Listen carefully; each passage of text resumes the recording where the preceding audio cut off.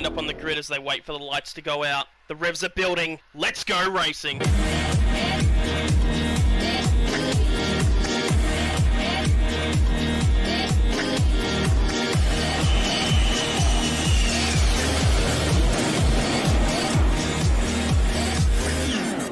Everybody's doing a brand new dance now.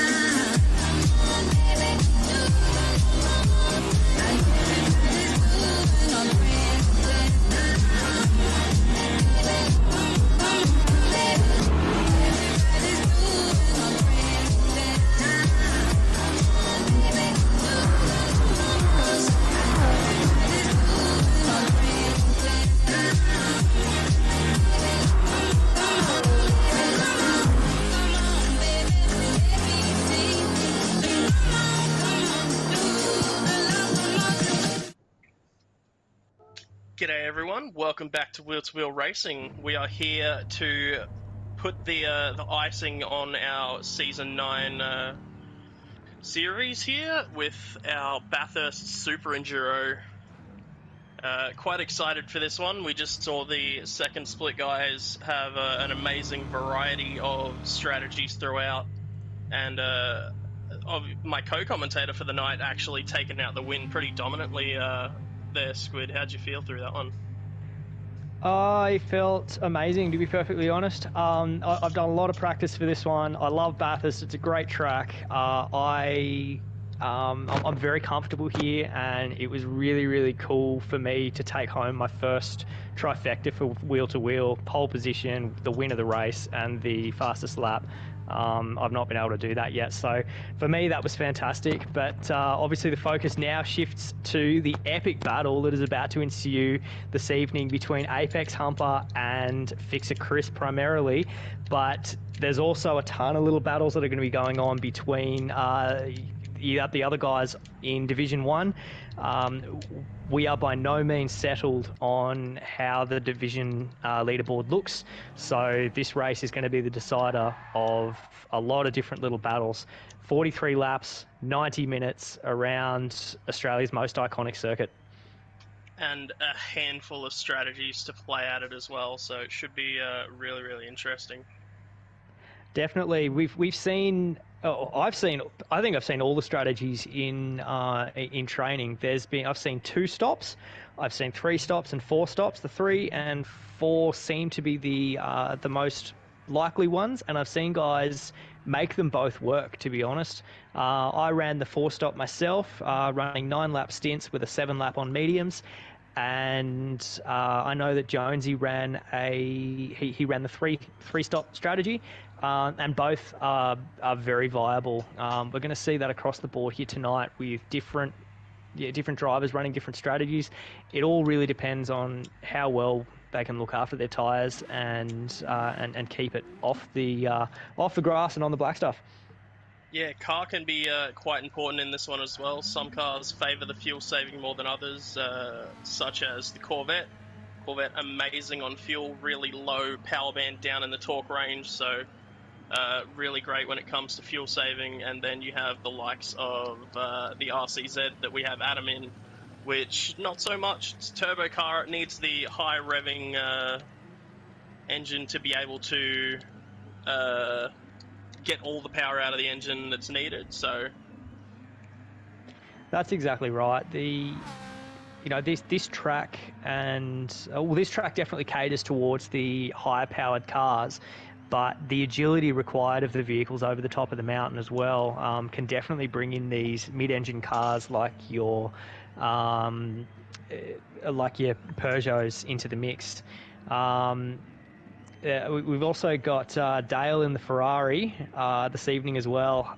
I know that thing is a handful over the top of the mountain and through the dipper, so it'll be interesting to see what happens. We are in a field primarily dominated by front engine rear drive cars, which handle much more smoothly down the hill, but this can be anyone's game.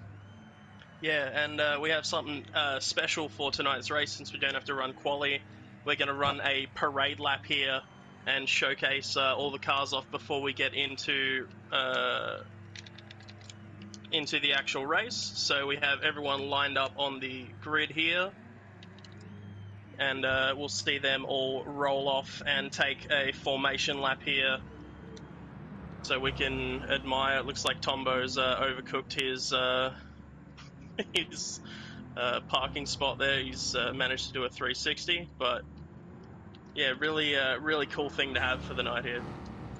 Yeah, definitely. This being our final round of the season, we run a bit of a special livery show, and anyone can run their liveries, and we're running it for retro liveries. Anything that's been run at Bathurst, be that the 12-hour or the 6-hour or the Bathurst 1000 through history.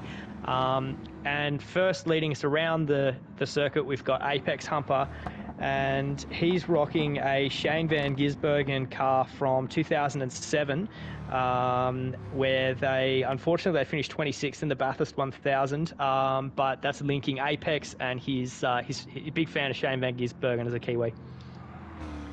Yeah, and just behind Apex we have Scooter in the Jag, but that livery is from the mighty AU Falcon, driven by Dick and Steve Johnson. Finished 4th in 1999 and chose this because it was the year that Scooter was born. So beautiful livery there. Next, we've got Tombo rolling around in the very famous Better Electrical Falcon BA, run by Craig Lowndes and Jamie Whincup, the 888 car. In 2006, that was the the Super Cheap Auto Bathurst 1000 winner. Yes, and just behind Tombo we have Pure Axle rocking the Flat Out Racing livery. Don't think he had much time to chuck together a retro one, so just rocking with his team one from the season. That's it. Behind him we have Cloquet, who has this season done a fantastic job right up in mixing it up in Division 1. He's running a tribute to Mark Porter, who lost his life racing at Bathurst in 2006 in the development series. And Cloquet was actually there at the time. And it was, that was quite meaningful to Cloquet. So he's running that livery for Mark Porter. And a beautiful looking livery it is on that Jag as well there. Just behind Cloquet we have Adam in what just had to be a Ferrari livery. If you're in the Discord and you know how much of a fan Adam is of Ferrari. And he is running the 2017 Bathurst 12-hour winner, driven by Craig Lowndes, Jamie Whincup and Tony Melander. That's it. And next up we have Dale Teeks. Now this is a livery I don't actually know too much about, but I believe this is the Ferrari running in the 2022, was it 21 Bathurst 12-hour? 2014 actually. So 14 was it? A while My back, mistake. yeah. And why Dale's chosen this livery, it says, because I like shiny things and I'm driving the Ferrari. So what better way to choose your livery there? Big Ferrari fan is Dale. Zuzu, actually, I know a little bit about Zoo's one here. That's from the improved production series that we've had as a support series for the supercars a couple of times. Originally, that livery was on a Toyota AE86, and it is an absolute beast. There's a couple of amazing videos out there on YouTube of it tearing up with some big boy cars. Yeah, absolutely. That AE86 is a monster. Next up, I thought we had Stefco, but I could be mistaken. What's happening here? A couple of guys having a shuffle into their spots. Well, that's we're gonna have to cut back to the rest of those guys shortly because the race is due to kick off. And that's not a problem. We can do so during the race. We've got 90 minutes to talk about these, and we have a grid worth of cars very eager to start their run around the mountain. Here we go. You reckon a couple of these boys will have some nerves? The start of the 90-minute, a couple of guys have a fair bit of skin in the game here. Some places to gain overall at stake, right? With all being decided in this final race. Yeah, definitely. And 90 minutes, yes, it's a long race, and yes, you can make up a lot during the race, but this start is still crucial. The race can be decided right here and now. Absolutely. Everyone getting off the line. Pure Axle with a big smoke show coming off. Maybe running that medium tyre as we all run through turn one. A couple of guys side by side in fourth and fifth, but everyone looks to have gotten through nice and clean. Adam and Steph go side by side in sixth and seventh as well. As we run down to turn two, Adam still holding the inside of Stefko here. I'm sure Mrs. Stefko will be jealous of that. Adam takes sixth position away as we come into turn two, and everyone slots in up the front. It looks like Scooter and Tombo are side by side. Yeah, slotted back in now, but Apex doing his damnedest to hold that position. He, of course, trying to keep his gap as far from Fixer Chris down behind as possible, and that for him means keeping every car on that grid behind him. And speaking of Fixer Chris, he's actually moved from 13th to 10th already in less than half a lap, so already making some big moves throughout the field. He's a man on a mission. Absolutely. And still maintaining fairly single file as we come over Skyline and down through the dipper. Everyone keeping it nice and clean, no one wanting to bin it as KZ gets a little bit squirrely down there, and Fixer Chris as well, to be expected from those mid-engine rear drive cars. And this is where we'll start to see some moves and some runs, all bunched up down onto Conrod Straight. Slipstream is quite strong with these cars. We might see a move down into the chase. Yeah, definitely the best overtaking opportunity here, and the entire field separated by just 5.6 seconds as well, so everyone's still nose to tail as we come into the chase here. And it looks to be everyone is still line astern, no moves being made as of yet. So everyone happy to sit in their spot and ride out the race for now. Definitely, with Apex Humper in that Corvette, big power car, he's able to save a lot of fuel by short shifting and not really losing a lot of speed. Tombo also in the Jaguar it's also a big power car, but definitely can't save quite as much fuel as Apex. He'll be wanting to stay in that slipstream as much as he can as Apex opens up a 6/10 lead out of turn one. Yeah, it was a really, really nice run out of the corner there from Apex, and it's probably now a good chance to let everyone know the tyres people are running on. Our top 7 drivers all running the soft tyre, Captain Lowside leading our medium runners around. Yeah, it can be a good strategy to get the medium stint out of the way while you've got the slipstream of the other drivers. And you don't have to stress about it later on, and you can try to use that to your advantage and overtake while you've got the soft grip. Yeah, that gap starting to form. He has dropped out of the slipstream down to 1.1 seconds now, up to Stefko and the last of the soft tyre runners. And I'm very much looking forward to, in a couple of laps' time, seeing what strategies everyone has decided on. No, definitely. We've had someone bin it. Who's that? That is Adam. Adam V10. No. Let's grab a replay if we can, Herbs. Yep. Just jumping to him. I didn't see what happened. Alright, jumping to replay. On board with Adam. Doesn't look like there's anyone near him. He's coming around to the downhill. Let's see what happens. Oh, I don't know how he did that. He's just lost grip and on the not even on the grass or anything.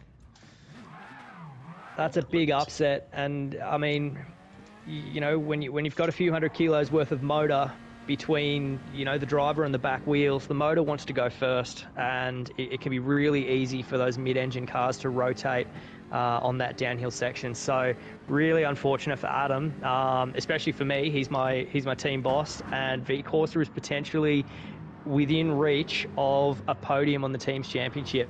So that's quite a big upset. But Adam now 14 seconds down on the lead, and really going to pin his ears back. He'll have the red mist descending.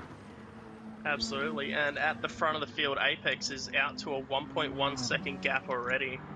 So he has broken the slipstream back to the rest of the field with a 2:09 second lap out, and that's a scary start to the race for everyone else already losing the slipstream of Apex.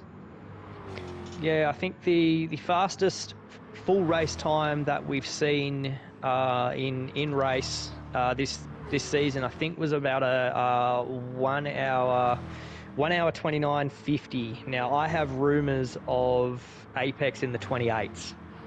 So if those rumours are true, we're just going to see Apex disappear into the distance. Yeah, look, I'm not afraid to admit that in a practice race yesterday, I almost got lapped by him.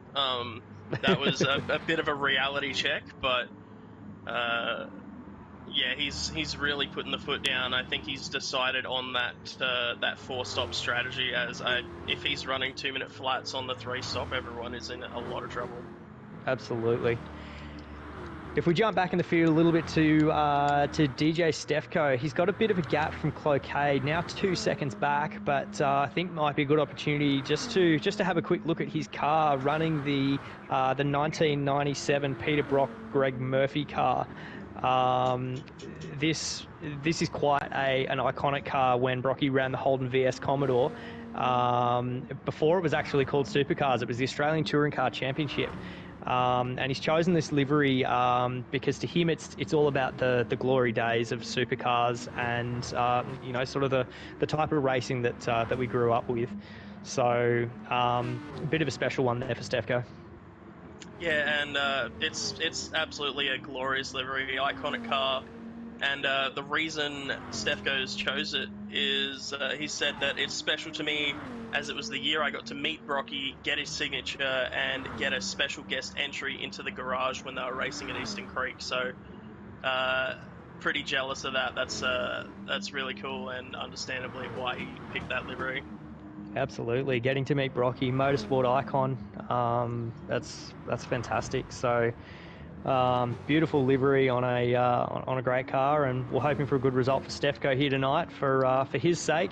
Shout out to Mrs. Stefko and Grandma Stefko on the stream.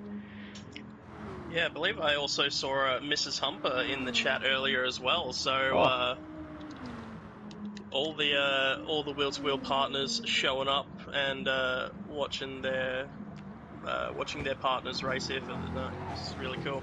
That's it. I'm not sure if Footner was watching the Div 2 stream to cheer me on, but that's okay. I'll let it slide. I'm sure he'll be there watching it on the replay. Shout out to Footner, everybody. Yes, he's missed in Wheel to Wheel as Footner, but off doing real world racing stuff, so can't That's it. not Look, the it's priorities there. Not the last we've seen of him. Wenno, he'll be back.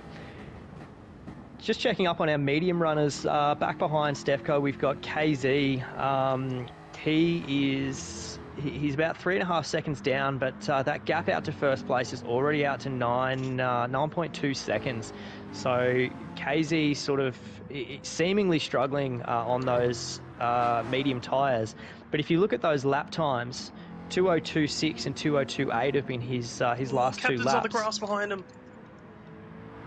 He's done very well to hold that. Sorry to cut you off there. No, not at all. Captain taking a little lawn mowing adventure in that Aston. Did we get that one? Did we catch that one, Herbs? Yeah, we're jumping on Fixer Chris, did you say? Captain. Captain, yeah. With the cats on the side, yeah. Alright, on board with Captain. He's coming up to the last turn. He's got Fixer Chris right behind him. He's braking at about 60 meters. He comes around. Oh, yeah, he must have gone the gas a bit too early there. Amazing to catch that. He didn't lose too much time. It's so easy to do. Massive tank slapper on, and that has allowed Fixer Chris to get by up into 8th now as well. Yeah, it's so easy to do on that corner of the track. Turning just a little bit too early. It's a very high ripple strip on the inside and a very unforgiving exit there with the grass. So,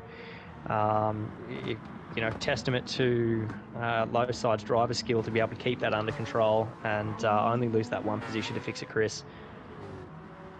Yeah, most definitely. And having a quick look back in that battle for second here, sure, Ando in the chat will be sad to not be a part of this, but we've got the Rusties boys in 2nd, 3rd, and 5th here at the moment, with just pure axles separating them. The Dumbo 787, as he has been deemed over the past week or so, forgot to RSVP, so he's missing out on these amazing team shenanigans as Pure Axel having a look up the inside of Tombo coming into Murray's. Yeah, an unfortunate one for Ando, but unfortunately it is what it is. But here we are with now a bit of a three-way battle for second place. Sorry, Pure Axel going to the outside of the track. Oh no, I've just Captain's. He's had another accident in Murray's. I don't know if we can get another replay if Captain would want that, but he's ended up in the wall on the exit of the final corner somehow. Yeah, let's see if I caught that. So he's coming around the last corner again, and he looks like his rear wheels hit the grass. Yeah, he's spun it. Damn. Yeah, really unfortunate for the captain, but he's super back unlucky there at the rear of the field with Adam B10. So these lads all love driving around together, and Adam looks to be getting close to the other MR car, being Dale in the shiny chrome Ferrari there. That's it. Adam on the soft tyres, of course. So this is to be expected, and he's sort of been able to capitalise on the extra grip that he's had to at least try and snag that slipstream for Dale. Dale downplaying his skill. He hasn't been super confident at Bathurst during practice, so hopefully there's something he can pull out of the bag. But we can just see how squirrely those MR cars are down through that twisty section of track. Dale gets a little bit slidey on the exit of the dipper, but single file and likely to see Adam push for a move down Conrad, I would imagine. Checking back in towards the front in that battle for second. It looks like Cloacade's dropped off a little, just hanging on to the back of Pure Axel's slipstream, but those front three are still very close together, being Scooter, Tombo, and Pure Axel. And Apex out to 2.7 seconds and growing after only 6 laps. Yeah, just Apex with monster speed. But looking at Scooter, he's in that beautiful Shell livery. That one was the mighty AU Falcon. That car was run in. Snagged a third place driven by Stephen Johnson at the 2000 Canberra 400. And it went on for a successful career in the V8 Supercar Series after DJR actually sold it. So this one I think we also saw driven by heavy haulers in the Div 5 stream as well. So this one, quite a famous livery actually, driven by Dick and Stephen Johnson, finishing 4th in its Bathurst year, which I think was 99, I believe. I believe so. That's the information that I have here. So. And while you're talking about him, he must have had a little bit of a confidence boost. He's managed to pull a couple of tenths out on Tombo now and broken the slipstream, so Tombo could come under fire from Pure Axel, who's looked pretty racy for the first couple of laps of this race so far. That's it. Now he's just broken slipstream range, so Tombo definitely under fire from Pure Axel behind, and Cloacade hanging on for dear life too. See, Pure Axel looks to be pulling out nice and early, getting alongside as we come up the hill after coming all the way down the mountain over the Here rise comes on Cloacade. Conrad. Cloacade's going to go for a bump here by the looks of it. And that could give orders. Tombo the edge. Oh, contact made through the kink. A little bit of rubbing under braking. Tombo holding the inside. Pure Axel sliding through the corner. Cloacade looking to take advantage of this as well. Cloacade has saved Tombo by the skin of both of their teeth. Pure Axel puts it side by side with. They've held it. They've held it side by side. That's it. But Pure Axel has kept it under control. Oh, wild stuff as we see KZ also into the pits, having completed his 7 laps on mediums too. So that's KZ, the first to show his hand in terms of strategy. Still plenty of fuel left in the tank as well, but 7 laps on the mediums. And we'll see, you said the 9 lap stints on the softs to the end, you reckon? 9 laps soft tyre stints till the end, that's it. There we go, and after their fighting that battle for second has become a battle for fourth, as Scooter has cleared out by about 1.8 seconds, and Tombo is about a second clear over Pure Axel, who still has Cloakade in tow. Pure Axel clipping a bit of the wall as they run up the mountain as well. Yeah, Scooter's certainly the all-out winner of that little battle. He's making the most of it while he can. Yeah, it's unfortunate for Pure Axel not having a teammate up here with him to help out as the Rusties lads have. So showed that Cloakade and Tombo with that bump saved Tombo a spot and gave the two Rusties lads in the lead more time to deal with as well. So yeah, definitely. Cloacade's still hanging on to Pure Axel in the slipstream. Pure Axel definitely not in a position to make a move on Tombo, but he'll be chasing him down and trying to set themselves up. Just like to point out as well, Apex having run a fastest lap back in lap 3 of a 2-minute flat .642, but Apex, the only lap that he has done outside of the 2-minute flat has been his last lap, lap 7, where he ran a 2:01.1. He's about to cross the line with another 2:01.1. he's losing it. He's fallen off, honestly. It's disgusting. Yeah, I know. He's got more pace in him. I'm sure that he can keep all of his 9-lap stint in the 2-minute flat. No, that's just rocketry. It's absolutely insane that someone can be driving around this track with that pace consistently. So Apex on absolute fire this evening. Absolutely. We also have Chris and Captain diving into the pits down in 11th and 12th now. Chris with 20 litres of fuel going for 8 laps on the medium tyre. Fastest lap of a 2:02.3. We'll be comparing him with KZ, who I think was about 2 seconds up the road, has just completed an outlap with a fastest lap of a 2:01.9. So yeah, KZ it'll definitely rounding be turn KZ. 1, he's going to have plenty of distance on him. But luckily for both of them, they both run the softs to the end of the race now, so they're going to be absolutely flying along. 100%.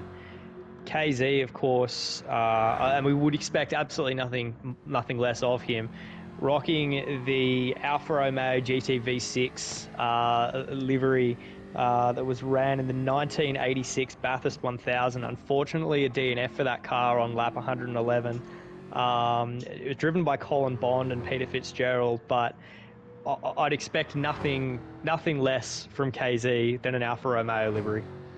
Absolutely. At this point, I'm expecting KZ to be like the little guy from Cars, the little forklift pit stop guy standing there with Alpha gear on, just absolutely having a great old time. And a very well executed livery as well. It looks really nice on that Jag.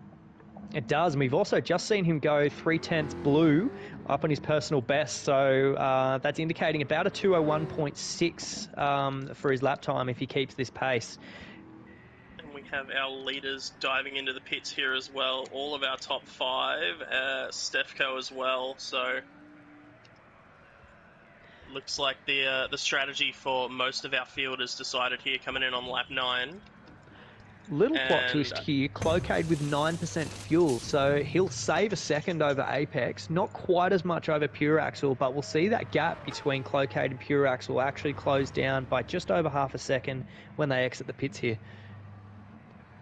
Yeah, and while we have a second here during the pit stops, I want to give a shout out to Mini Apex, who is out there watching as well with Mrs. Humper. So big shout out to you there watching Apex absolutely run this race to the standard that we expect of him at this point. Big shout out to the Humper family.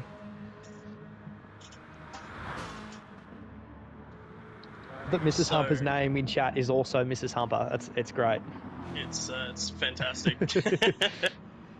So good to have the involvement from the families and the friends in the chat here on YouTube. So anyone else watching, feel free, get involved. Drop us a like, drop us some comments, and be involved.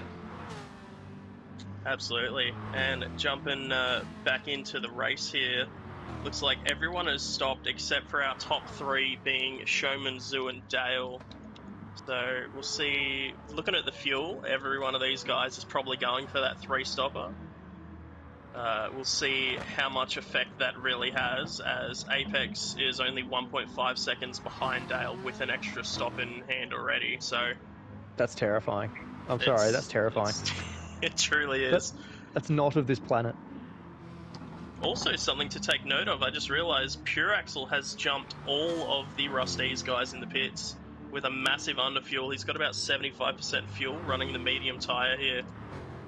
Yeah, he will be looking at it. Well, it remains to be seen. He might do something funky, but I imagine that he will run a 7-lap stint here, and making use of that clear air that he's managed to jump over Scooter. Obviously, he'll be into the pits earlier. He's on that slower tyre, so it's possible that Scooter might catch him during this stint. But he's in front. Pure Axle can hold Scooter up and keep that to his advantage, and hold that for later down the track. Certainly can, and Apex has managed to get by Dale already, so again, terrifying, the fact that Apex has managed to make up the time of a pit stop in 10 laps, with only 8 seconds up to Showman now as well. I'm at a loss for words as for what's happening. Look, Apex has been pushing for more Enduros throughout the season. I think we just scrap all of them at this point. We need the reverse grids to keep him in check and put him at the back of the field at this rate. He is, it's incredible pace. Don't get me wrong, I love an Enduro. Look, I would say as much as Apex, but it's no competition. His consistency, his outright pace, and his discipline throughout 90 minutes of racing is on show tonight. So at this rate, you could convince me that Max Verstappen takes tips from Apex on how to drive. Like, I mean, we saw Apex rocking the Red Bull shirt for his interview during the week, so it's entirely possible. absolutely. And how good were those interviews there as well? Getting to put some names to faces and hear from some of our title contenders throughout the week. Yeah, shout out to all involved. Devil for doing the interviews, Tombo for putting it together, all the drivers for getting out there and being able to do these interviews. It's a shame, as was said during the week, it's a shame we won't or haven't seen Corbin on track. But those interviews, they've brought an additional element to the league, so it's really great to see. Absolutely, as our 3 stoppers all roll into the pits now as well, Zeus, Showman, and now Dale. Dale with a bit more fuel, but it's not enough to help him with being just that far behind already. And while we were chatting there, second place, Scooter is right on the rear bumper of Pure Axle with Tombo in tow. Wonder, no, he is looking. Scooter's pulling out. Pure Axle, whoa, he's crowding Scooter out to the right. Scooter dives to the left, but it's just not going to happen. Pure Axle gone very defensive, very late, but he's kept that attack from Scooter at bay. Yeah, showing some great defensive driving here, holding on to that spot, holding up these soft runners as much as possible while he's on that slower tyre, and now they just have to sit behind the whole way up the mountain here. Yeah, that's it. He's, like I said, Pure Axle very keen to keep Scooter right where he is, and Scooter is going to get frustrated soon. So if he can make it stick on Conrad Straight, he'll be a happy man. But Pure Axle's going to do everything he can to make that Corvette as wide as he can as he gets very slippery. Using everything those mediums have to offer and a bit more, and like you said, it can be really frustrating if you're Scooter in this position, especially if you are assuming that Pure Axle's on the mediums, or if you saw him on the mediums as he came out of the pits. Knowing he's on that slower tyre and you were just losing time behind, it can be so frustrating. Absolutely. We see Tombo following Scooter here. He's definitely going to give Scooter a bump because it's in his interest for Scooter to go ahead. Can Whether Tombo follow through? No, unfortunately not there, but there's Mountain Straight coming up and he might be able to get it done into Murphy's. Yeah, beautiful move there by Scooter down Conrod with Pure Axle not having the slipstream, and this could separate some of the Rusties boys. We've seen Clocade's been able to close up on the back of this battle as well due to Pure Axle holding them up. Just a quick shout out as well in the chat. I've just seen Wheel to Wheel Piper piping up there in the chat. So big shout out. We haven't seen in a while, but you know, I know he's got other things going on. So if we do see him on track maybe next season, it'd be great. But in any case, big shout out. Good to see you. Yep, love seeing some of the OGs pop by in the chat. We've got ZD hanging about in chat as well. Obviously, ZD being one of the core members of Wheel to Wheel for quite a while there as well, so... Yeah, ZD, unfortunately, career-wise, a little bit busier this season, so he hasn't been able to be seen out on track, but he's fighting the good fight up in Queensland now, and we'll see him in the future. He is looking for potential partners. He is. Potential suitors, so if anyone knows any eligible single ladies... or blokes. I don't believe ZD discriminates. So let's, you know, drop a like on the stream or a comment if you've got a potential ZD suitor, because ZD wants a wife. And that's right, as he says he misses you. I feel like he's wanting to take that back now. Oh, Piper, having heard the news that we are rolling to GT7, he's asking for a handout. And maybe we'll see him next season. We'll see. We see Tombo putting the moves on Pure Axle. He looks like he's going to get it done. Pure Axle throws it back up, but it's going to be too deep. Oh. Yeah, very bold. There might have been contact there. The outside there too. Yeah, that's 2 for 1. Pure Axle probably a bit bold, breaking as late as he did. There was a bit of contact from Tombo after Pure Axle had already gone past, but at that point I don't think Tombo could have done anything to avoid that. And after all of that, I spy a very bright yellow Alfa Romeo livery in the background. KZ has managed to close up the gap and is just a 10th out of slip now. And Pure Axle doesn't have any to defend now in the slipstream. In the Jag is KZ. Yeah, KZ doing quite well. Up again on his personal best too. But yeah, doing quite well. Definitely hanging in the thick of it. If he can use Pure Axle to propel him further up, he might even be able to catch onto the back of Clocaide. Yeah, unfortunately, he wasn't able to do anything up Mountain Straight, so now he just has to sit in underneath the rear wing of that Corvette across the top of the mountain and try and make something happen down in Conrod. I think I spy battle for 9th as well. Captain, Showman and Zoo all quite close together there. Yeah, it'll be good for Cap to get a little bit of action. He'll be kicking himself after those couple of incidents that he had down in Murphy's. But you know, being the lead car here, as he collects a bit of wall. Being the lead car here, he'll want to keep Showman and Zoo back there, but he might not have any choice in the matter. Just looking at the tyres on Showman. Psychological warfare from the rotary behind him. Yeah. And speaking of the rotary, I believe we have a card for Showman there as well. On the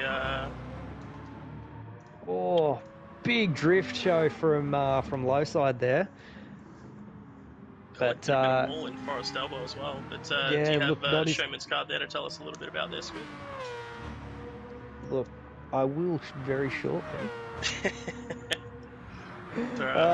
Showman rocking the Harvey Norman livery. It was run in obviously in the Super Cheap Auto Bathurst 1000 on the Falcon FG in 2015. Now that one was run by Renee Gracie and Simona Del Silvestro.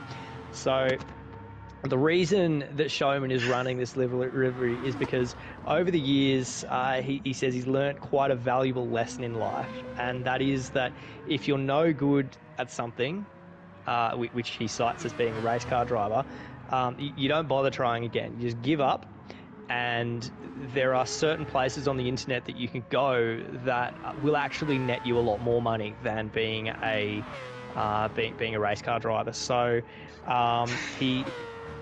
Look, I don't want to quote him at this point, but shout out to Renee Gracie for what she's done with her career, and followed up here by Showman on track. Absolutely. And still nothing happening. It's not looking like Showman's trying to get past Captain anytime soon. Just ahead of them, about 11.5 seconds up the road now, is Fixer Chris trying to make his way from last place through the field in no man's land, 7.3 seconds behind DJ Stefko now as well. Bit of a lonely race there for Fixer Chris, but to be honest, that's probably what he'll be relishing it. Look, it's nice for the first half of the race, but when it's for about 90% of it, it does get a bit lonely, as he's Tokyo drifting through Forest Elbow and on the exit as well. So, doing quite well to bring that NSX around Bathurst. It can be quite a handful, and his lap times are nothing to shy away from, but they're also nothing compared to Apex Humper. Yeah, and the leaderboard does show that as well. Apex definitely with the upper hand in the Group 3s, and Fixer Chris with the upper hand in the Group 4s. But this being a Group 3 Enduro, we are well and truly in Apex Humper's ball, playing field. This is his ball game, and Fixer Chris is just a player. Yeah, and I think this could definitely change the way people look into their manufacturer choice for next season. Obviously, we'll have a lot of unknowns with GT7 on what will be the car of choice and stuff, but we see the likes of Chris and Adam going for those alternate cars, being the NSX and the Peugeot, Dale and the Ferrari as well, whereas a lot of the league have gone safe with the Jag and the Corvette and those types. Yeah, that's it. And the mid-engine cars, they can be fantastic around here, but I think the combination of this track and the fact that it's an enduro, it's just not playing into Fixer Chris's hands. He gets a little loose out of the cutting there, but avoids emotional damage. Yes, he did have some emotional damage. We really need to set up that failure management channel for him after dropping out of the comms earlier, so definitely probably put a little bit of worry into Chris having internet problems just 2 hours before the Super Enduro, but everything looks to be going okay now, knock on wood. Yeah, I wasn't even going to mention it. It's I don't want to jinx anything, and to that end, I'm actually going to stop spectating Fixer Chris now, and I'm going to check out what's going on up with Clocade and Tombo. Clocade having snuck past Pure Axle during the little incident with Tombo. Clocade hanging on the back of Tombo's slipstream, and they'll be wanting to close that gap up to Scooter.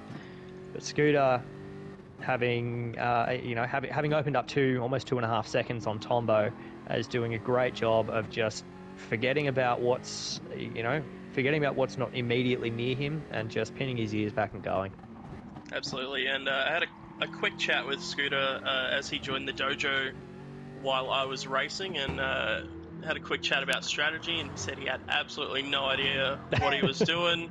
He hadn't had a chance to practice any strategy, so he's out here holding down second place quite well, and I think he's found his strategy for the moment. Scooter with the turn up and race philosophy, and it's working for him. Gotta take notes, jeez. Yeah, right. The gap quite large from 5th down to 6th now as well, with that group being Captain, Showman and Zoo. And I don't think we have spoken about the captain's livery yet either. We have not. That's a Mark Scaife livery back when it was adorning. I believe it was a VX Commodore.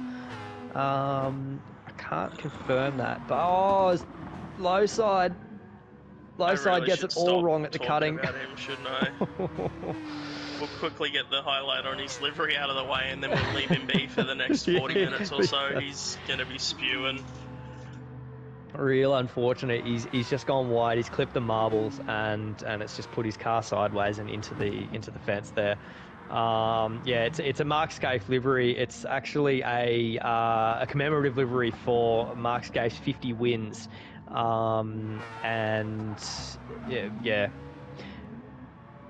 I don't think I want to hang around on low side too much longer. I don't want to put the jinx on him. Yeah, we'll leave Captain B for a bit now. He's had enough troubles while we're on board, and we've even asked for a couple of replays to see it again. So we'll leave him alone for now. Yeah, we'll check back in on low side later. But back in 9th, we've got low side, 9 seconds down on the captain, having just pitted again. He's put on a fresh set of boots. He's got. What did I say? Sorry. You said low side being 9 seconds down on the captain. So yeah, good, go me. He's no, in 2 pure lines axle. at the moment, but yeah, he's out of body experience. Pure axle, thank you. Now, yeah, fresh set of soft tires on, full tank of fuel, and very keen to get back up there and start mixing it with the Rusties boys. yeah, and I'm very interested to see where it all shuffles out when the front runners do pit. It's looking like Apex will be in this lap.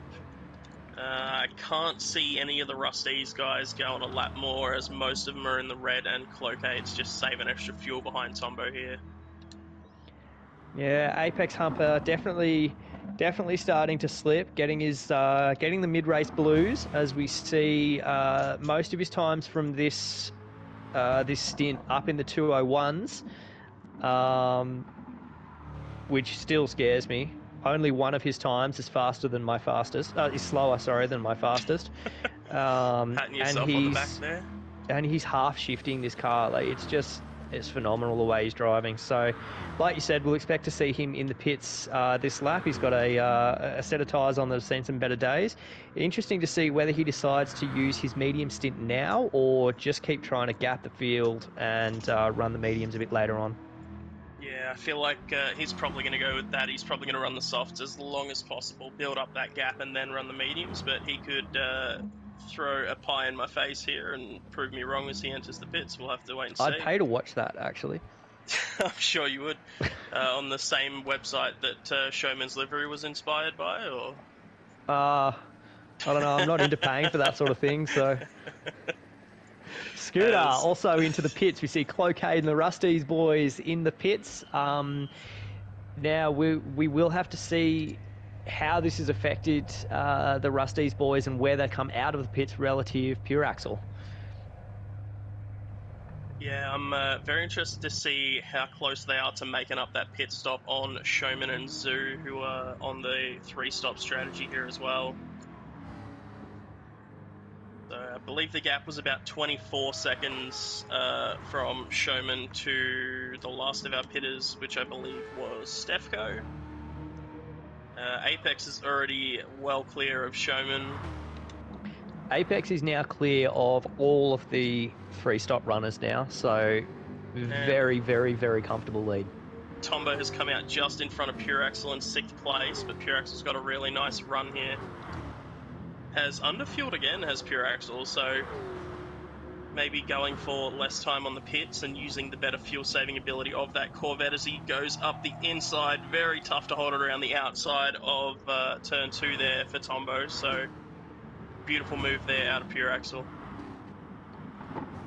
It's bold, but Pure Axle, as we know, is a bold driver. He's he very much embodies Senna's comment that if there's a gap there and you don't take it, that you're not a racing driver. Pure Axle takes that to the nth degree, and he gets some great results out of it.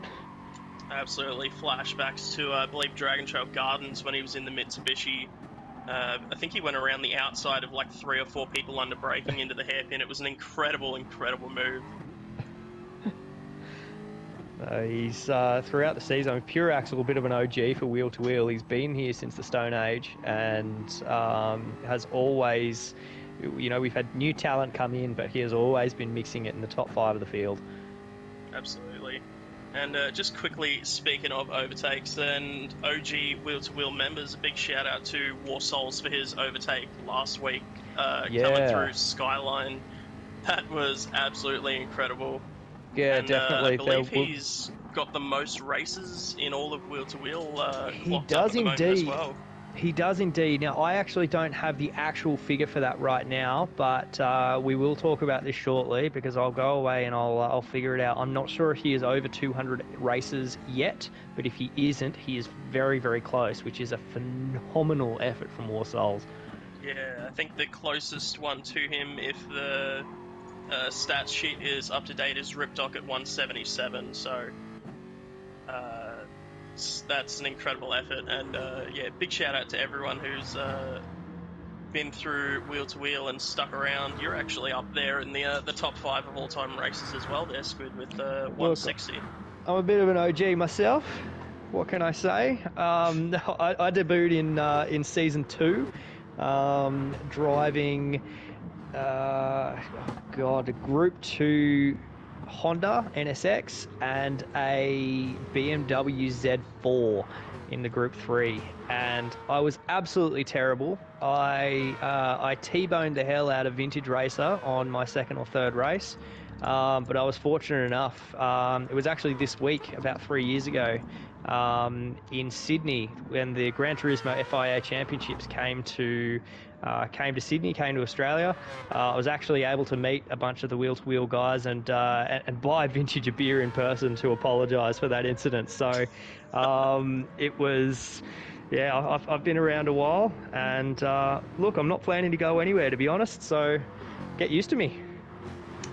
Yeah, that's going to be a tough task, but we'll do our best to tolerate you for as long as you're about, mate. No, but we're all very thankful for you taking the reins as the head honcho of Wheel to Wheel and keeping this ship running. Look, Wheel to Wheel is very important to me as a league, as a community. Like I said, I've been here a while. I've had a lot of pretty hectic life events. I've battled with some mental health traumas, and the community and the racing and just the regularity of this kind of racing in the community here it just kept me going. So there's a special spot in the heart for the league, and I just want to see it prosper and to be able to see that continue for anyone else, and just keep on keeping on.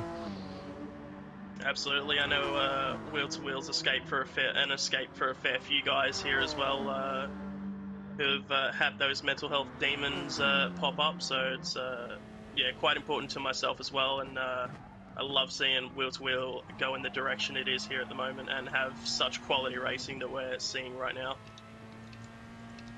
Yeah, absolutely. It's a great community.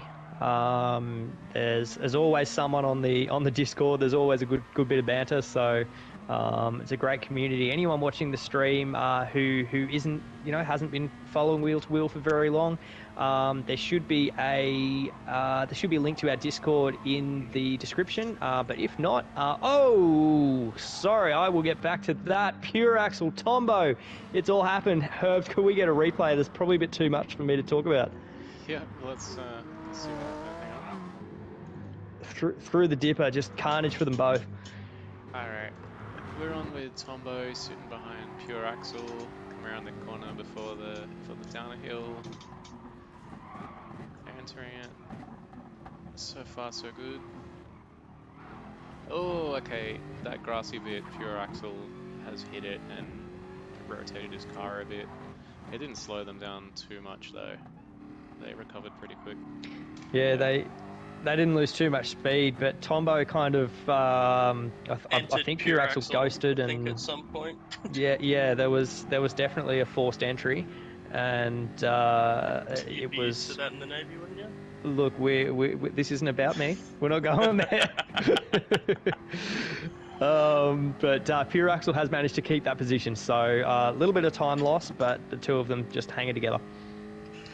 Yeah, that could allow KZ to catch up as well. Just sitting at that 1 second mark. If they make another couple of little mistakes, he'll be right back in that slipstream. And he's doing well to hold on. Oh, Tombo's up the inside of Pure Axle, actually. Ooh, yeah. And that is going to help KZ's case even more, as Tombo makes a beautiful move up the inside, returning the favour to Pure Axle, as we saw earlier. Make a similar move on Tombo.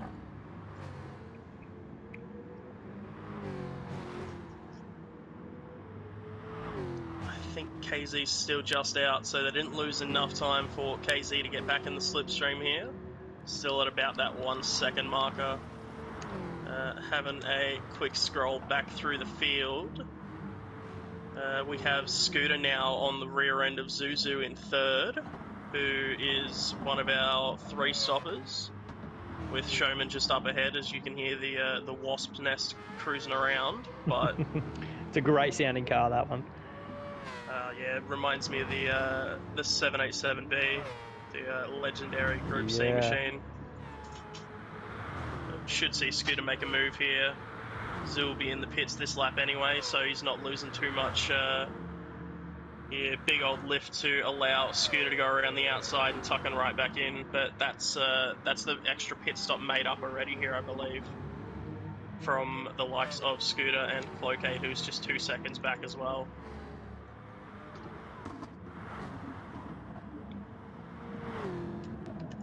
And that is a scary pit entry too. I know a couple of times I almost missed it or ended up in the outside wall, and I was terrified of getting reset, as we saw happen last week to Gordon.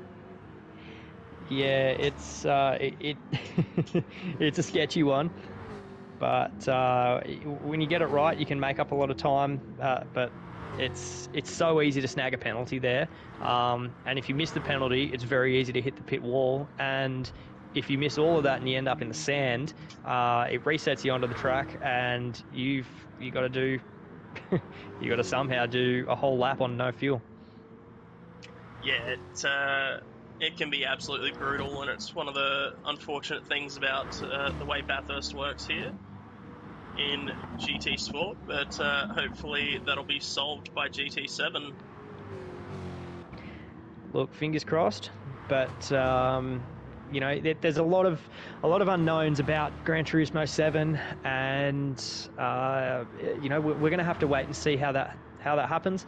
But we're going to have a month or so from when it drops until we start our new season.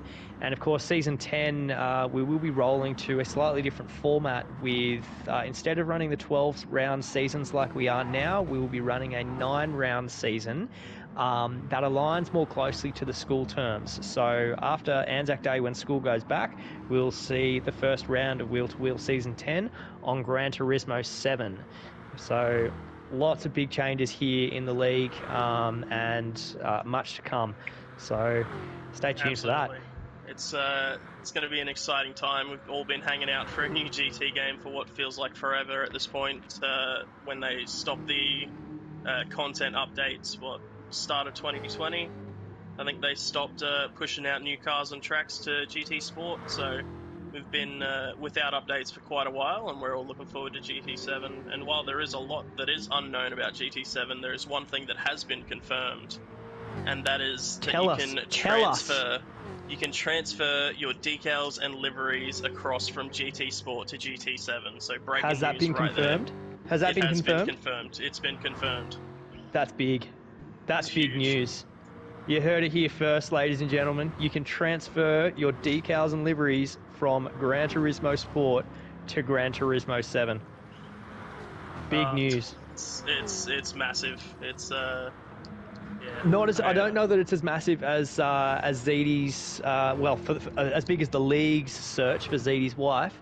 But you know, lots of big news coming out of here as well. So Wheel to Wheel, your place for the latest breaking. Absolutely, and I still see Tombo and Pure Axel cruising around together in 4th and 5th here. Tombo has managed to get by Pure Axel and all those laps ago, but has not managed to break away to any extent, the gap being at about half a second now. Yeah, and Cloquet doing a fantastic job. 2 seconds clear of Tombo up there as they head down over Skyline and through the Dipper. I said it before, but Cloquet's pace this season has been absolutely phenomenal. He's been a sort of put the commentator's curse on him a bit, but you know, his rise through the ranks, definitely a strong contender through Div 2 last season, and then he's been in Div 1 this season and has just been shredding it. So Cloquet has just put all the elements together this season and come out with a great result, no matter where he finishes this race.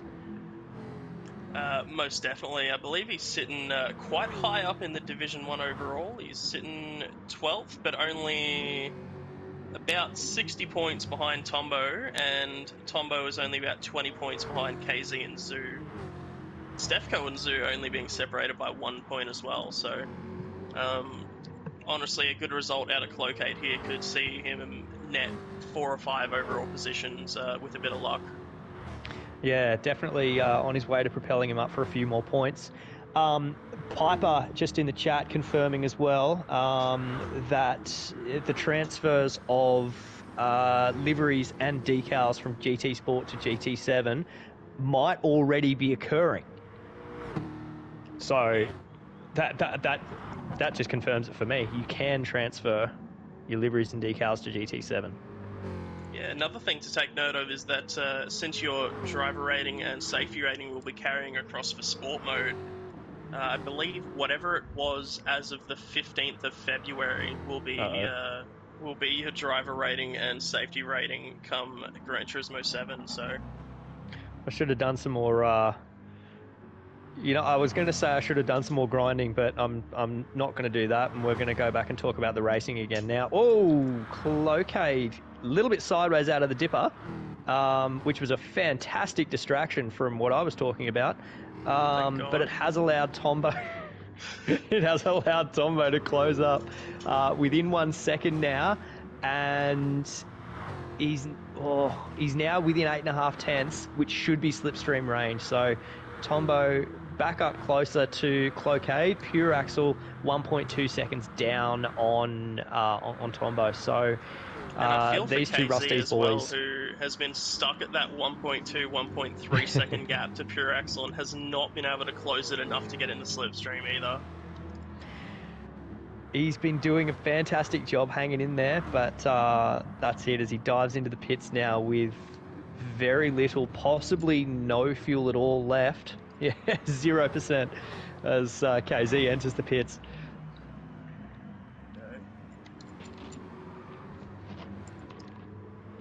What else have we got? Checking in towards the back of the field, we have Dale, who, I hate to say it, is kind of close to ending up getting lapped. He's a minute and a half off the lead, and it's about a 2-minute lap. So, and we've just passed the halfway point. That could be a little dangerous come the end of the race. I believe he is doing the 3 stops, so has a bit more time in his pocket than 30 seconds, but that could still close up. How about his livery, though? It is reminiscent of the old flat-out racing chrome cars that will blind you as they go for the overtake. I can say that much safely. It's fantastic though. Like it's a very well put together livery. I love the blend of the orange and yellow on the roof as well. It's he's done a great job there. So Dale, like I said, definitely not confident coming into this one in his mid-engine car, but at least he looks great while he's doing it. Absolutely. As Showman taught us, if you can't be good at racing, at least look good while you're doing it. I'm not touching it. I'm not going there. We will move up the field from Dale to Adam V. Oh, yellow flags are out. Oh no, it's the car in 10th. I don't even want to say his name. I don't want to. It's the captain again. It's a very slow looking Aston Martin, piloted by the captain. Did we manage to get that a replay for that one, Herbs? Yeah. Or do we not want to put him through that misery? Nah, sorry, I accidentally pressed it. Let's have a look. All right, it's happening. I might have missed it. Hang on, let's see what happens. Oh, poor guy. guy. I got it. No, he He's doesn't. having a nightmare. There it is again. He's just put it into the wall through the dipper as well. This is a race to forget for low side, unfortunately. And I guess a personal shout out to low side. I was horrendous in qualifying except he towed me around, and we got a good result. We kind of piggybacked off each other throughout our whole qualifying session for round 12, and we both ended up with pretty good results. So I was pretty happy, but unfortunately, it just hasn't worked out for low side tonight. So Can someone tell him to move his brake bias forward? Those rear tires are making me dizzy. They're he's got about half gone on both of his rear tires. That's like driving on ice, and we'll see him duck into the pits here as well. yeah. But we will keep our run up the field and highlight Fix It Chris, who I believe is our last livery that we have not spoken about yet.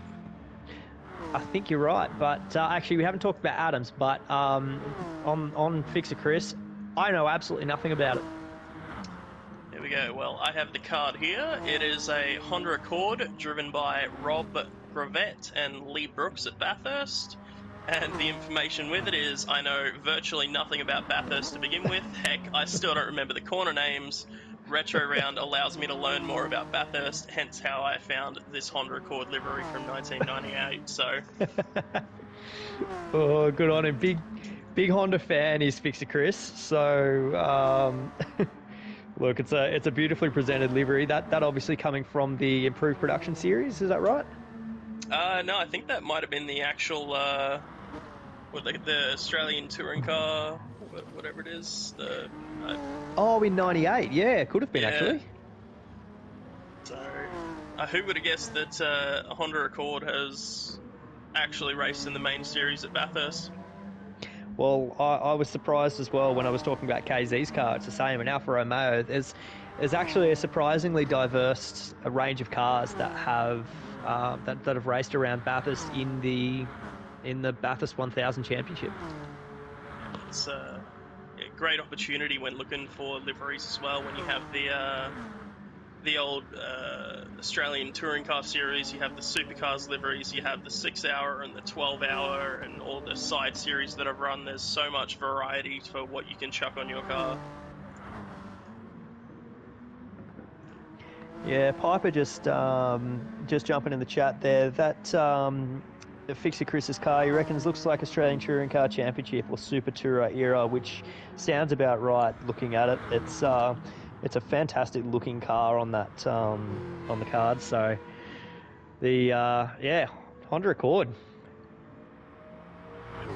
And having a look through the field, that battle for 5th looks pretty hot. We've got Cloquet with KZ and Tombo close behind. KZ managed to get by Tombo down Mountain Straight, looking to take out the other Rusty's driver here, probably come Conrod.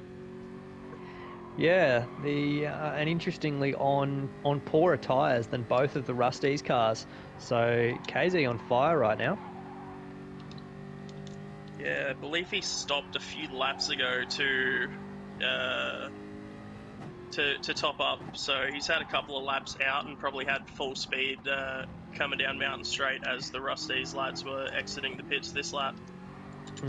Gets a little bit wrong down into the dipper, but should still be within slipstream range of Cloquet, who looks to have snagged, or not quite, but definitely coming up on Zuzu in the Corvette, running the three-stop strategy.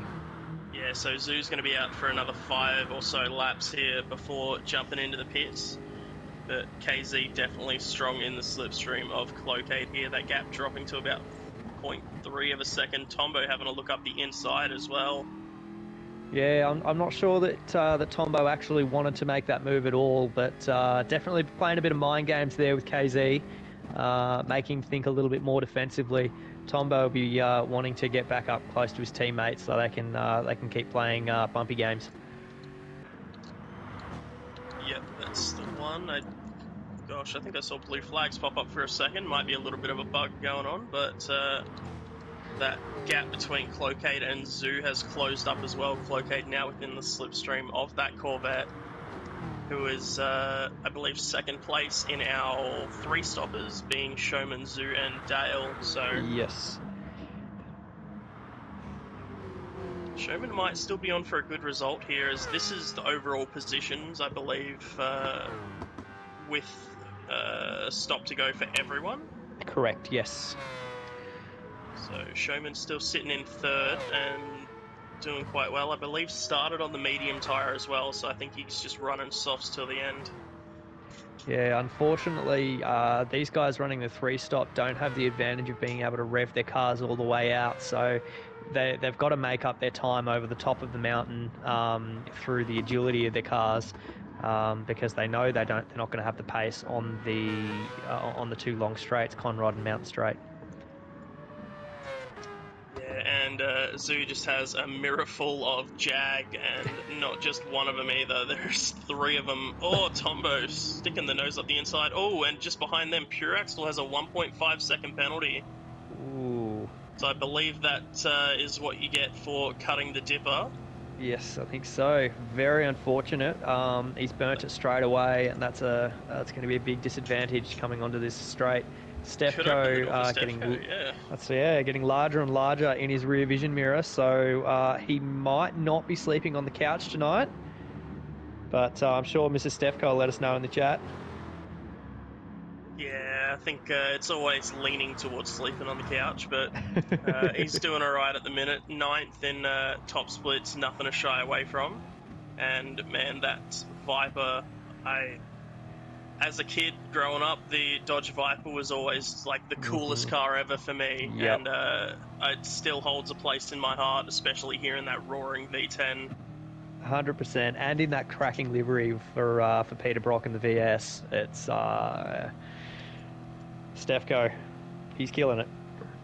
Yeah, it might not be a great car to drive at the moment, but man, it looks good and sounds great. We'll check back in with Apex Humper at the front real quick, as he's just set a new fastest lap of the race with a 2-minute 0.473, which is about half a second faster than my qualifying time. So that's painful. Oh God, yep. That's it. Yep. There's not much more to say on it. That's ridiculously quick, and I believe that's faster than probably about 80% of the league's qualifying times. It's probably faster than Sophie. And for those not tracking who Sophie is Sony and Polyphony's. Well, Sophie is Apex Humper.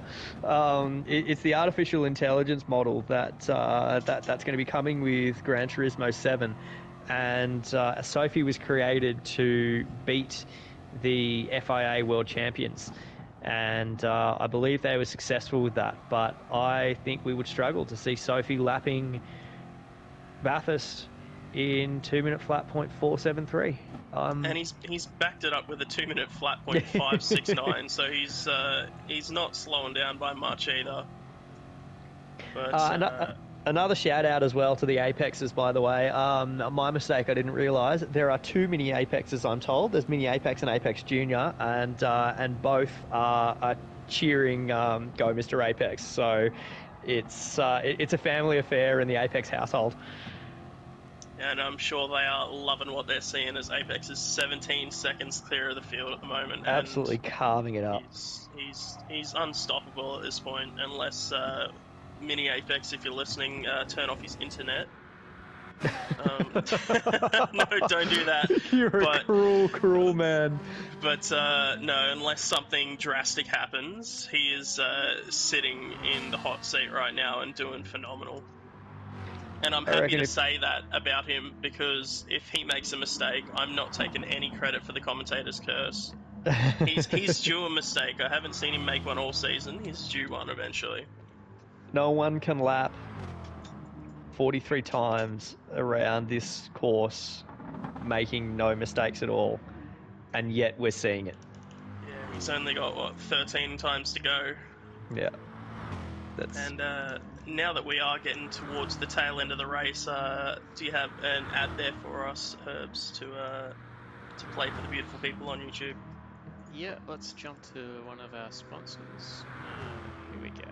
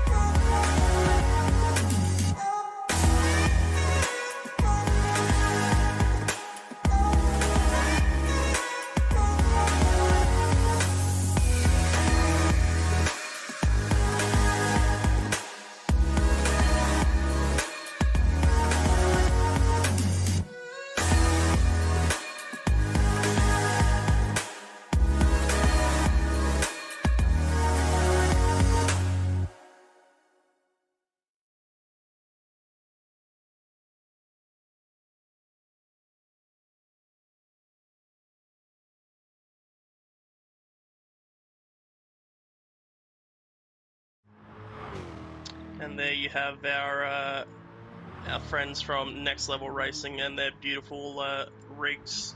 There's a fair few of them floating about through the league, and I have not heard any complaints about them. So if you are looking to get more serious kind of setup for your sim racing needs, Next Level Racing is definitely a place to go for them. Yeah, it's it's on the cards for me to upgrade. I'm rocking my homemade rig full of 2B4s and an MDF. I'm due an upgrade, so there's a next level rig on my horizon. The battle for third is absolutely kicking off at the moment. We've just seen Cloquet, KZ, and Tombo pass Showman into turn 2, and unfortunately, I think we missed that on camera. But these 3 Jags are absolutely battling it out. Yeah, and I was going to say incredible pace out of them, as I can see Cloquet's times have been in the 201.6, 201.5, 201.6, just consistent, but it's hard to say that when we've got Apex in the 2-minute flats repeatedly. Like, they are incredible lap times out of these guys, and Apex is making them look slow. Yeah. Yeah, no, I was just going to say that 201.5 is nothing to, nothing to be ashamed of. That's lightning quick. Apex is just in a league of his own this week. Yeah, it's I believe he did this last season at Spa as well. So he's He does love a super enduro. Yeah, I'm starting to think everyone else is not enjoying him as much when he's dominating like this, but he's driving absolutely incredibly, and the range of strategies that we've had throughout last week and this week in the races has been great, and I love to see it rather than just a kind of 1-stop or a 2-stop in the 30-minute race during the sprint rounds, or just a 2-stop for the enduros. We've got 3 stops and 4 stops with varying stint lengths. We've got the 10-lap stints, and then you run a shorter medium, and you've got 8-lap stints and a couple of 9s. You've got the 7s and the 9s. There's so much variety to the strategy here. It's amazing to see. Yeah, there's so much you can do, but the strategy is not just about what you do with fuel and tyres and pit stops either. 43 laps here is a mental game. It's, you're parked in your seat, you get to a roundabout now, and your mind starts to wander, and this is typically, just in the just before your last pit stop is where you're likely to start seeing incidents and that sort of thing, because you can become complacent, or your head just goes somewhere else, and that's all it takes to run off the track. Whereas in that last stint, you've got you've got a goal, you've got your the target on the horizon, but hopefully we can have these boys keep it clean. Yes, we just had Pure Axel make the overtake on Zuzu for 7th place. We're going to see Zoo and Showman duck off into the pits for their final pit stop. Still sitting in a good spot with a shorter final stint, just 10 laps to go, so they can push the cars a little more and hold similar pace to the guys running up ahead, so it's not all lost for them. And we'll, I believe, be having a majority of the field in the next few laps as well.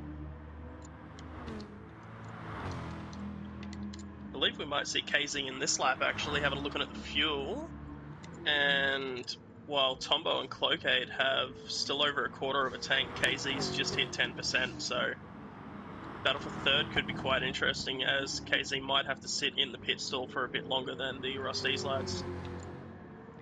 Yeah, KZ in practice, I don't know exactly what his pit strategy was, but it was definitely a little bit different to mine or any of the other 4-stoppers that I saw, as Tombo gets a whole side full of wall, and then KZ as well.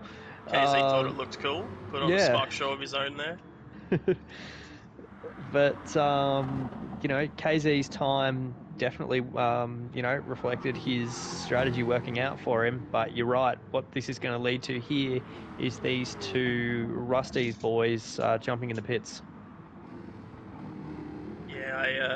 I think I felt a similar thing to what KZ does at the moment. I had about a 4-second gap between myself and Das. He was just up the road from me, and having a shorter final stop pulled out about another 3 seconds during the stop on me. And I just could not close the gap and ended up having a fight with Flossie as well, who is my team boss, so probably shouldn't have done that, but here we are, live and learn. And no, he said he had a bit of fun with the battle, and it was well needed for myself after quite a lonely race, as we see KZ duck into the pits here. Now, him pitting separately to the Rusty's boys, it might be interesting to see what happens with him able to lap around out of slipstream. He might actually find that to his advantage, because earlier on in the race, KZ was making a lot of ground just on his own and not worrying about slipstreaming. So this could be to his advantage to actually have some clear air. Yeah, a little bit of an undercut as well. He's going to have at least one lap on fresh tyres over the guys running the older softs. So can make up a second or two there on the fresher tyres on your out lap. That's right. He's got 8 laps to go. He has put in 100% of his fuel, and he will be revving that Jag all the way to Redline. To the moon. Yeah, and having a look through the field, I believe, oh goodness, I just jumped on with Apex Humper and saw another car just in front of him. It is Dale Teagues. Don't do that. So, oh, that's, oh no. Poor Dale. Yeah. Luckily for Dale, he is fresh out the pits, and Apex is going to have to pit this lap, so he, or Apex might go around one more time, but he might avoid getting lapped here, even if temporarily. Maybe. They're both going around one more time. So Those Dale's blue going to the flags are end from waving. here, and Apex has one more pit. Yeah, it's he might get it done. Apex might get it done. Apex will be hungry for it, I reckon. Yeah, I reckon he'd love to get by Dale here. He is in the slip as well, and he's closing that gap quite rapidly. And Dale with don't those expect blue Dale to flags fight waving. this. Yeah, exactly. Dale with the blue flags waving isn't going to fight. I would have loved to see him try, though. Just go Yeah. defensive on the leader of the race when you're in 12th. Would have been beautiful. As we have Pure Axel and Stefco in for their final stops out of 5th and 6th. Oh, Apex. Sorry, he's okay. Everything's all good, but he was just a little bit wide in the cutting. If I had done that, and when I did that, I should say, I went sideways into the fence. But Apex kept it all happily under control, so all good. Because Apex is Mr. Perfect, apparently. Yeah. Even when he makes a mistake, he recovers without losing any time. It's ridiculous. I want to file a formal complaint. Giving those tips to Max Verstappen, if he could send some our way, that would be great. Ooh, battle for 6th right now. Pure Axel has come out of the pits right in front of Showman. Showman with an overspeed in that rotor. Pure Axel going to park his car on the inside. He sent it right in the middle of the track there, making sure he could move either side that he had to. Showman with a personal best lap last time around as well, so 2:01.8 for Showman last time. Yeah, I believe Bathurst is just behind them, Stefco has managed to get by Zoo as well. He has indeed, yes.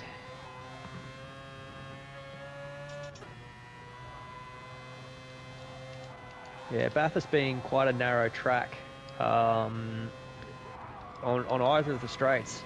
Parking the car in the middle of the track does make it very difficult for cars to get past, even with the speed advantage. But looks like Showman isn't going to be able to stick to the back of Pure Axel for too long, as we see that gap now opened up over a second. Yes, could come to the end of the race. We could see Showman versus Stefco, which is a nice battle considering they're mates. I'm sure that'd be good fun to watch. But at the front of the field, we have our top 4 in the pits. Apex already coming out on the medium tyre. That is a scary fast pit stop, actually. I don't like that, but KZ coming into the final corner here. We'll see where he comes out in terms of Clocade and Tombo. Scooter exiting the pits on the mediums. I believe it was about 7 seconds between Scooter and Tombo. There's Tombo coming out and Clocade as well. Oh, that is super close. Oh, he's side by side with Clocade. He's going to slot right back into the middle of him by the looks of it. Yep. That's really big from KZ. And we were he talking had about to that. do a 2-minute flat 0.9 just to get around to slot back into the middle there. And As he did. Tombo and Clocade did an incredible final lap there. In lap was great, but KZ's done incredible there. He knew how crucial that was. Interestingly, the order of Tombo and Clocade has actually flipped because Clocade was at the front before. But KZ knew how crucial that was and has absolutely pulled it out of the bag. Yeah, it looks like Clocade's had some struggles. Actually, I've just noticed they've both had to come out of the pits on mediums and KZ's on the soft tyre. Oh, having I run was his not medium tracking in that. the first stint, he's in a spot to take a podium here off of one of these Rossies boys. I was not tracking that. I remember we talked about it at the start, some of the guys getting their medium stints out of the way early, KZ being one of those drivers, and here we're seeing that really come into play. He might not know that Tombo's running a soft tyre, but he'll be itching to get past. And here he comes. Up the inside through the kink. It does turn to the outside through... Oh, Tombo getting a little wild through there as well. Tombo getting... There was a bit of contact between KZ and Tombo. You might recall an event a few seasons back with a very wide car. After some bounce, pushing you wide into the sand. Spectacular event. Got a little bit of a bump on the side and ended up rocketing through the grass into the chase at 200 kilometers an hour without being able to stop. Yep. That was definitely something. And that I think looked to came be within about a meter of murdering another car there as well on that incident. Yeah, and that looks to be what basically happened there as well. KZ getting a bit of a bump off the kink, and sliding slightly wide into Tombo, but both cars kept it under control and filing back in line astern. KZ on for an absolute ripper of a race to steal a podium. Yeah, I'm very interested to see. It's going to be a very tough ask, but 7.3 seconds to Scooter, who's on the medium tyre as well. I don't know what time Scooter's going to be running. This is the first timed lap out of the pits. So... Yeah, I found the outlaps though. Scooter did a 1:59.4 and KZ did a 58.5, so lapping about a second and a half quicker. Yep. Yeah, I found that my my medium times were roughly about a second slower. So, yeah, we'll see what happens. We are on for a battle for third. I think that shows the difference between myself and you for that race, as my medium times were about the same as my softs, which is not a good thing. Towards the end of my stint, my soft stint, I was able to lap on the mediums at about the slowest times I did on the softs, but on average it was about a second. And we have Scooter coming across the line with Captain Lowside in tow, so 2021 out of Scooter. It's slow, horrible. Definitely not faster than my fastest race lap. KZ with a 201.2, so pulling in about a second, so that's not going to be enough. He's really got to put the foot down if he wants a chance at second, but it is on the table. It's on the edge of the table, but it's there. Oh, poor Lowside. At least his car looks good. It looks very nice. Shout out to Dale as well, who's got the same gap between himself and Lowside and himself and Adam, about 48 seconds, which is it's rough, but Yeah, Adam definitely not getting much of a run on the stream this evening, which is rare. He's going to have to rest on the on his other rounds for this season. This will definitely be a drop for him. neither is the man directly in front of Adam, Fixer Chris. Yeah, not a week to remember for the mid-engine cars or the low side. Yeah, low side's a special case in that group. The MR cars struggle, and so does the captain. But Chris actually lapping quite quickly at the moment. Last lap 37 did a 2:01.2, then a 2:01.3, and it's currently gone a quarter of a second faster than that 2:01.2 as he came across the top of the mountain. So he's putting down some quick laps and might be able to steal a spot off of Zoo, who's only a couple of seconds behind Stefko.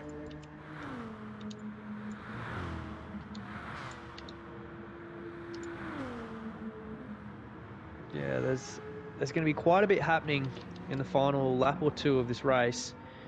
The cars are fairly spread out now, but with the way that the medium and the soft tyres are happening here, we're going to see quite a few cars come together for a bit of a last lap sprint, I think. Yeah, and KZ has not managed to drop Tombo either. Being on that soft tyre, Tombo is sticking right with him. Could probably go for a move here if you really wanted to. KZ moving to the right side of the track to defend that as well, as they're going to go side by side into turn 2. Tombo looking around the outside. The room is given by KZ, but not happening for Tombo around the outside. A great attempt though. Interesting for... Oh, Tombo gives a little bump. Interesting for Tombo on the medium tyres going for those moves as well. So KZ going to really have to make his runs over the top of the mountain count here. Certainly is, and I think Tombo might be fairly happy to sit in behind until the last few laps where the softs are going to fall off more than the mediums and try and pounce on that. And then it's on for young and old. Yes, and that gap between KZ and Scooter is not coming down anymore now that KZ has had to defend, so Tombo also giving a helping hand to Scooter and taking away a slim chance at KZ getting up to second. They are nose to tail coming through Forest Elbow. Tombo could be in another great spot to make a move here. Yeah, coming down Conrod Straight as they head towards the kink, which I'm getting all my scaphisms out of my system. Fastest corner in Australian motorsport. Tombo pulling out as they touch 280 kilometres an hour. Yes, same got thing. him. Well, I had to modify it for the GT cars, but you know, it's all about the speed at that point. Did you hear during the 1000 they changed that? Instead of saying 300 kilometers an hour, they were saying like X amount of meters per second, which added out to be like 298 kilometers an hour if you averaged it out. Yeah, look. They try really hard. I can't wait to hear about it during the 12-hour broadcast. That this is the corner where the supercars reach 300 kilometers an hour. Not these cars, the supercars though, they definitely do for sure. As Tombo managed to get by KZ down Conrod, KZ is going to have to tuck in and try and do the same thing this time around. Having another look back through the field, Pure Axel has got by Cloakade for 5th. Cloakade very close behind. And just scrolling back through past them, we have Showman, who's just holding Stefko out of slipstream range. So a couple of battles starting to form as Stefko collects a bit of wall there on the run up the mountain. A couple of little battles starting to form as we approach the end of the race here.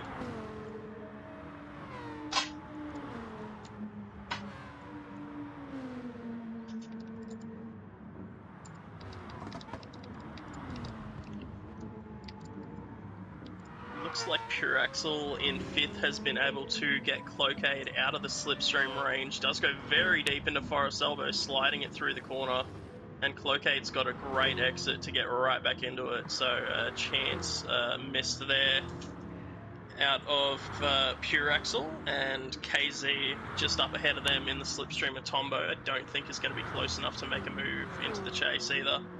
Yeah, not quite close enough, but he did manage to hit a top speed of 77 meters per second there as he came down into the chase. I was wondering why you went quiet there. That was well played. Challenge accepted, ZD. Challenge accepted. Go. So KZ is in quite a good spot here to have a shot at it. 2 laps to go. The penultimate lap, as some might say. Not me. Oh. That's too big of a word for me. But spell it. Don't. We'll be here all night. That's about as far as I get normally, anyway. KZ with a really nice run down Mountain Straight, though. Is he having to save fuel? He's not closing in as much as I thought he would, being in the slipstream of Tombo here. He's just over a quarter with a lap to... No, he shouldn't be. He should have plenty of fuel, KZ.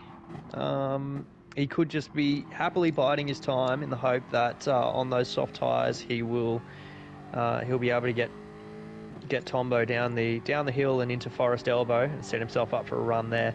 But he knows that there's another lap after this, so it's, as he said, it's the penultimate lap. This isn't the lap that he wants to make that pass on. He needs to make it stick 1 lap from now. Yes, and another one of our battles has gotten really close together. Battle for 7th between Showman and Stefko. The 2 different strategies colliding here, 3-stop versus 4-stop. And Stefko on the fresher soft tyres, trying to overcome the power of that rotor.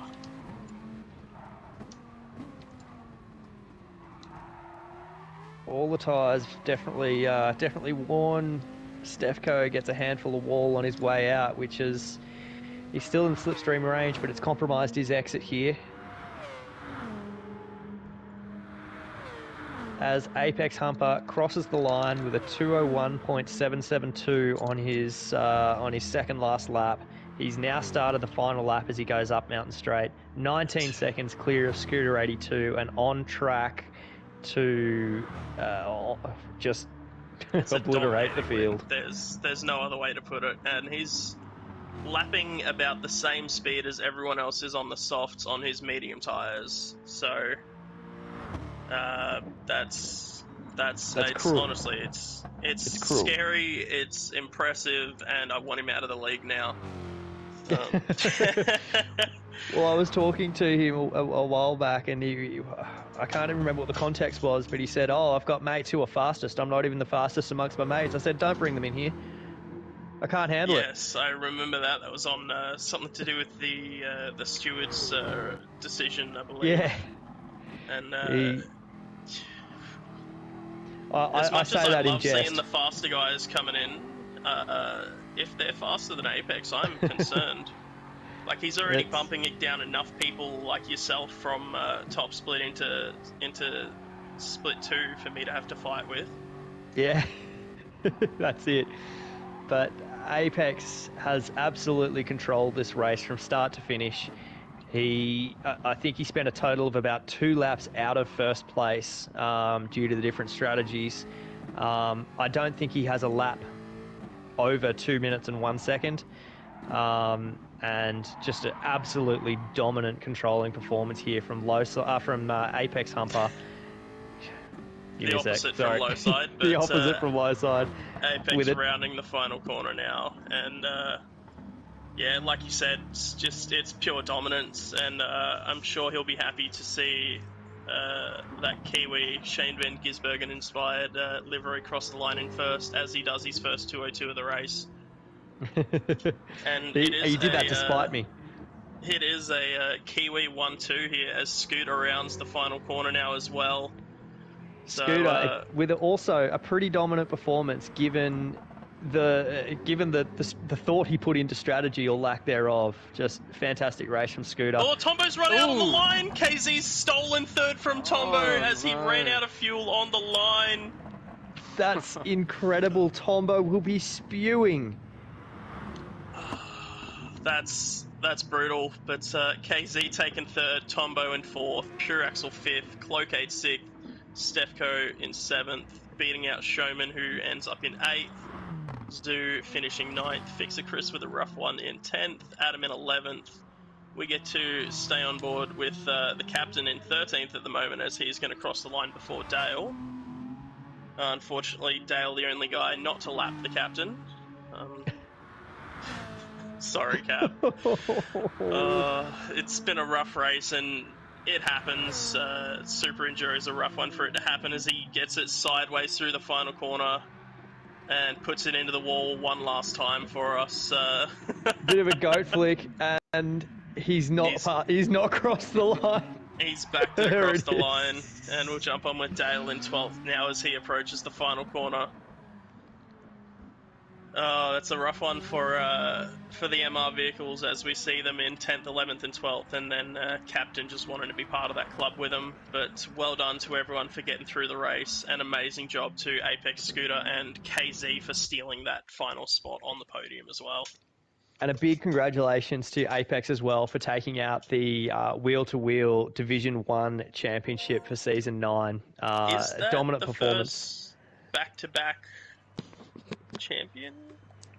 It's the first for a long time, I know that much. We've had Fine Moves and Adam come through. I believe that's at least the first I'm not back-to-back certain. I champion don't for have the stats like on that, 5 but or so. But yeah. Well, Adam, tell us about your race. Adam's just jumped in chat now. A bit of an unfortunate start for you. You turned it around, and look, it wasn't your night. Tell us what happened.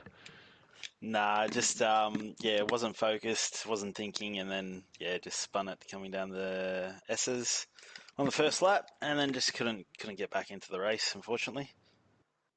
Super unlucky, man. It's it happens, but I guess that's racing on the mountain. Yeah, tough car to drive around here. The MR cars, I feel for anyone in the MR cars like Dale and Chris. Fixer Chris. Yeah, so tough night, but still fun no matter what happens. Yeah, and love to get your opinion on how you think Captain Lowside's feeling at the moment. Yeah, he's struggled all season in that Aston, and after tonight, I don't think he'll ever drive that car again. And come GT7, do you think you'll be avoiding the MR cars when it comes to car selection, or are you going to give it another go? Nah, definitely give it another go. First real time driving an MR car, to be honest. So it has its strength, but just around here, it's a handful. Well, I believe you are settled in for third in the Division 1 Championship as well. I don't think the guy directly behind you RSVP'd. So congratulations on third place there. That's still an incredible effort, especially knowing how much you do behind the scenes as well. Yeah, definitely happy with third. I mean, at the start of the season, I said I'd take a step back a little bit and try and help the league out where I can. And I was hoping for maybe a top 5 and top 3s. I'm pretty ecstatic about that, to be honest. As we always say, real life comes first. These are pretend race cars. It's a lot of fun, but at the end of the day, we've all got a lot of us have families and that sort of thing. That's one of the reasons we're moving towards the new model of season for season 10. So, it's outstanding result for to still snag a podium in season 9 while taking a bit of a backward step. And a lot of the graphics that the viewers are seeing and that sort of thing are have come from Adam as well. So a lot more of his work being seen, or going into it behind the scenes and coming out on the streams for us too. Yeah, every single retro livery highlight card was made by Adam across all lobbies for both weekends. So it's definitely been a mega effort from Adam this season behind the scenes. Yeah, well done. Oh, stop, guys. No, I'm just happy to help out Wheel to Wheel. It's an amazing league.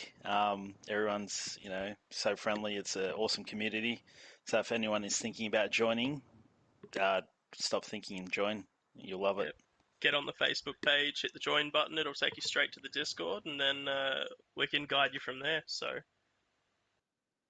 off season coming up, which I don't believe has been completely decided on yet, and then the transition across to GT7. Oh, The uh, the off season has not been completely decided. However, those voting will know that there were a few options out there, and it will be an endurance series. However, we will actually have two off seasons.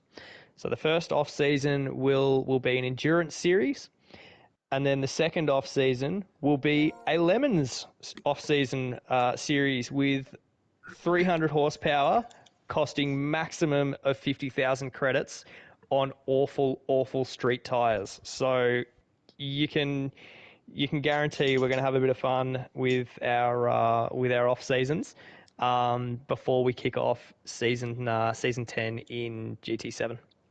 and we did just have our race winner and our championship winner join us here in the commentary box. Apex Humper, great race, great season. Congratulations, mate. Yeah, cheers.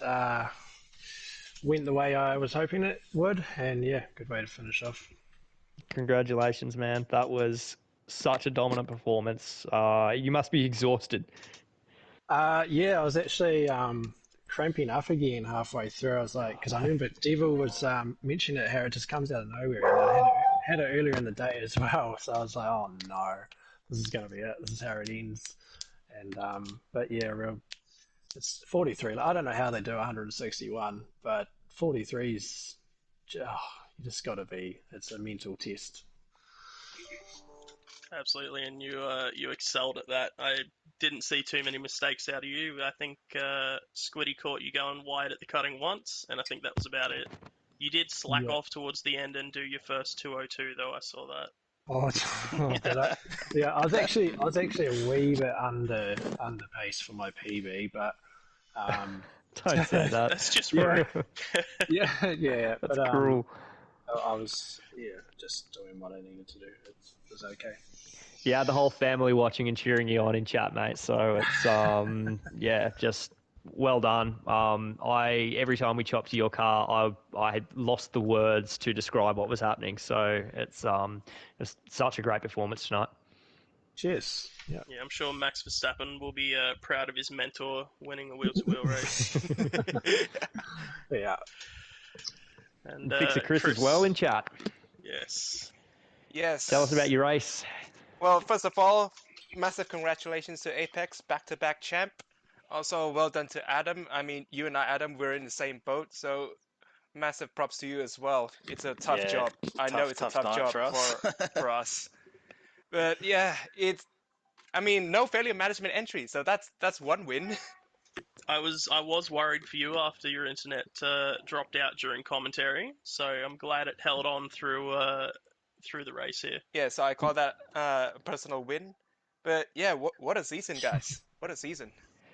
What a season indeed, and for you for your first whole season as well, jumping on that second step of the podium, that's got to feel pretty good. That's a pretty outstanding debut. Yeah, thanks, guys. And also big thanks to you, Squidly, for leading us to a new era of wheel to wheel. I say it a lot, but it's a team effort. We're only as good as the team of admins that we have behind us, and we have an outstanding team of admins. So my personal shout out goes to the stewards, the admins, the streamers, the commentators, it's just all of the back end stuff, as well as the drivers who make our championship what it is. So keep the banter alive and bring it for season 10. Yeah, let's bring it on. And Chris, did you hear some breaking news about GT7? Yes, apparently all your data, your driver rating, your sportsmanship rating, your decals and liveries, they're being transferred. What a news, guys. That's big news. It's incredible news. Incredible Breaking news. news. We'd love to hear it. And on that note, we thank you all very much for watching. a huge thank you to Squiddy and Herbs for joining me here tonight in the comms box, and we hope to see you in the delayed broadcast of Split 3 later in the week. Pleasure, boys. And Catch in the everyone soon. Thanks Yep. for joining us. Cool. Cheers, in the guys. meantime, have fun.